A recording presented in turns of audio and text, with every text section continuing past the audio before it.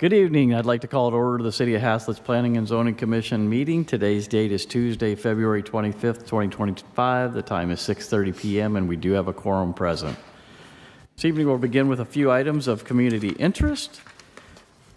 First, we have the City of Haslet has a general election that's going to be held on Saturday, May 3rd, and the election hours are from 7 a.m. to 7 p.m. And this is for the purpose of electing the office of mayor, City Council Member Place 2, and Council Member Place 4. And there will be early voting, and that will be posted, and the locations for that, but the early voting dates will be from April 22nd, 2025 to Tuesday, April 29th, 2025. And there is a request by the mayor to add some additional comments. Chairman, today I would like to address your commission, and if I may, to make some clarifications on the past actions that the board has made. Yes, certainly.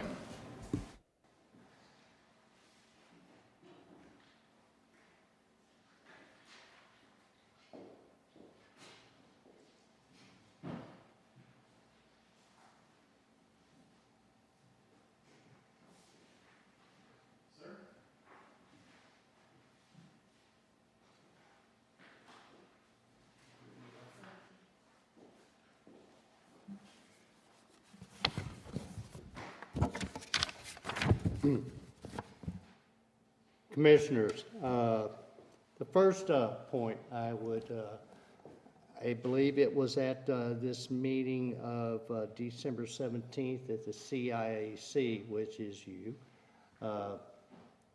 considered the Capital Improvements Advisory Committee, and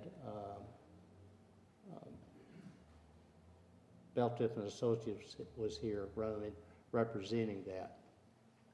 And a question was asked: are our sanitary sewer and water lines sized to take care of what may occur in the ETJ as well as the city limits? And his reply was, it is for the city limits only. I was taken aside by that, but understand Roman he takes care of a different line of business. Mike Anderson is the engineering on capacity. But yes, all our lines, water and sewer, are sized to take care of anything that may happen in our ETA as well as our city limits. Also, the question was asked about the pump station that we're building. We'll be building here. It's known as the South Pump Station on 156. And it was with regard to the pumping capacity.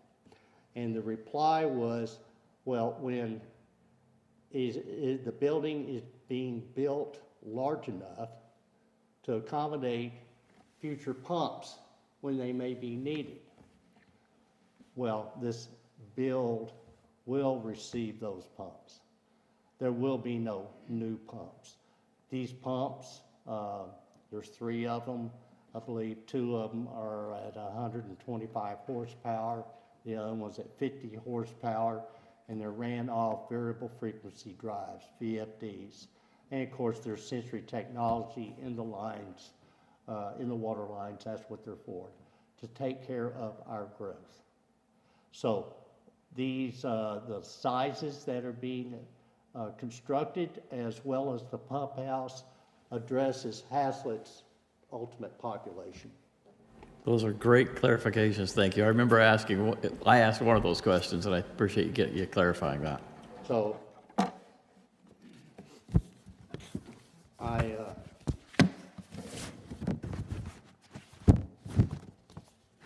thought that was important, and the community would like to know that too. This next item, December the 17th at your meeting, you considered a revision to our ordinance with regard to sidewalks. And it was revising the zoning and subdivision ordinances. And Mr. Rogers did the presentation It consolidated different aspects of the sidewalk or sidewalk requirements that were scattered throughout the ordinances, and it consolidated it into one area so it could be easily referenced. I made a comment during that session that a Senate or a House bill had been passed that could require the city to put sidewalks anywhere it was requested. I was wrong. So what I have provided you, here's the agenda cover page, and I need to tie this back to the transportation code. The transportation code, that's the first page that you have, highlighted yellow, defines sidewalk.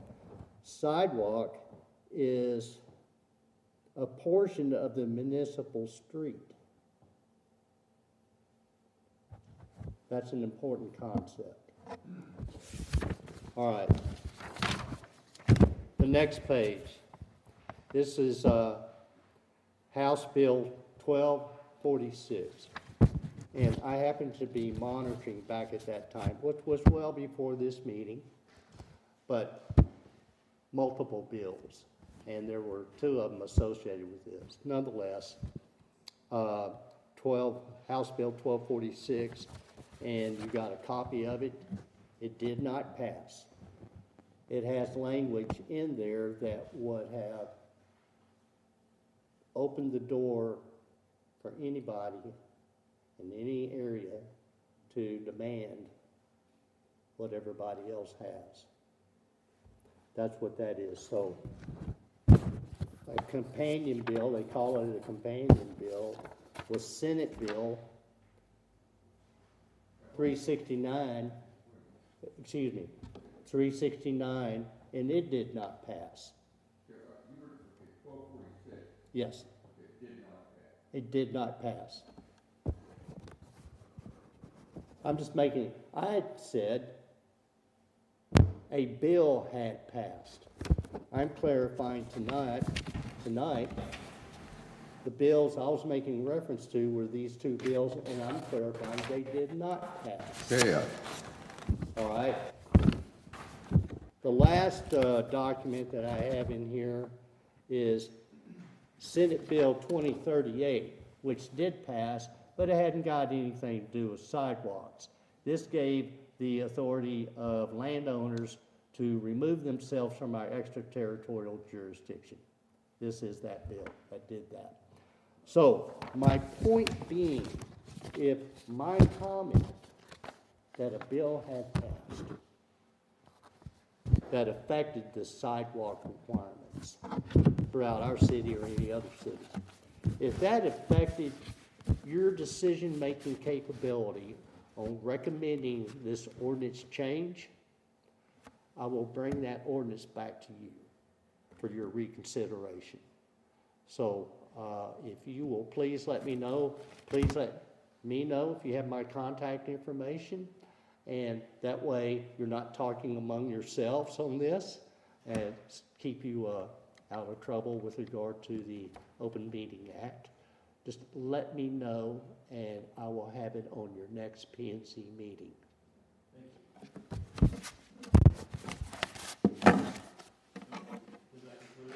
That's it. Thank you. Thank you.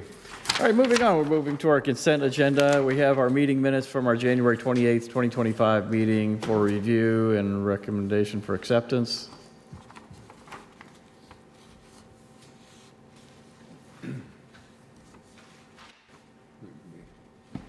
So I'll make a motion that we accept the minutes as submitted. Okay, there's a motion to receive the minutes as written. I'll second. Motion second, all in favor? Motion passes unanimously. Moving on, public hearing and action items. Agenda item 5A, discuss, consider, and act regarding the approval of the final plat for lots 1 and 2 of the block A Cline Shedd Addition. And we're going to begin with our staff presentation. Yeah, Chairman and members of the board, this is a plat that's in the extraterritorial jurisdiction, and it's just on the north side of Maxwell Drive, and it contains approximately 9.81 acres. And what it is, there's a triangle in the back that, and a little square that has a house on it. So each of these lots currently have houses on them. And they just wanted to formalize taking a little triangle off and adding it to the back left-hand corner of the tract. And there are a few outstanding comments that are minor, but instead of waiting another month, for an action on this, if you would approve it subject to those comments being met, that would satisfy this, and we'll make sure they get all incorporated before it hits the city council. Okay, and are those comments, do they have to be named specifically, or could we refer to those comments in the recommendation letter? Yeah, just to refer to the exhibit. Okay, thank you. Sorry, moving on, are there any items for discussion? If not, we can consider an act.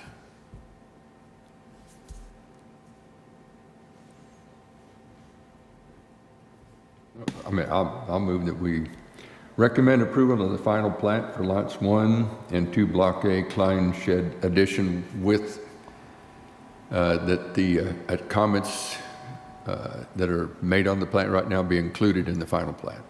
Okay, there's a motion to recommend for approval with the addition of the comments being resolved that are in the exhibit. Is there a second? I'll second it. Motion is second. All in favor? Motion passes. Agenda item 6A, there is an exhibit in our packet of current residential projects that are underway. Anything that you want to comment on, Mr. Spanky? No, sir. Okay, thank you.